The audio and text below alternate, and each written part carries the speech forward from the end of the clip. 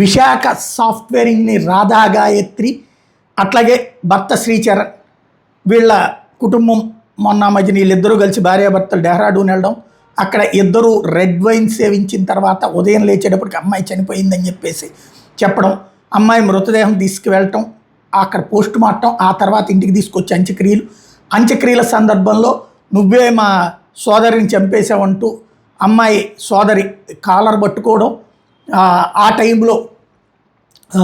ఏదైతే అంతకుముందు ఈ మధ్య కాలంలో అనుమానిస్తూ వచ్చాడు, ట్రాకర్ కూడా పెట్టాడు,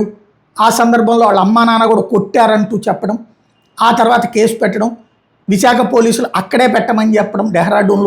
డెహ్రాడూన్కి వాళ్ళ నాన్న వెళ్ళి కంప్లైంట్ చేస్తే ఆ తర్వాత ఒక విచారణాధికారిని తీసేసి ఇంకొక విచారణాధికారి, ఆ విచారణాధికారిని తీసేసి మూడో విచారణాధికారి, తాజాగా మ్యాజిస్ట్రేట్ విచారణ కూడా ప్రారంభించారు. శ్రీచరణ్ వాళ్ళ నాన్న మా అబ్బాయి కొంచెం అడమెంట్గా ప్రవర్తించాడు,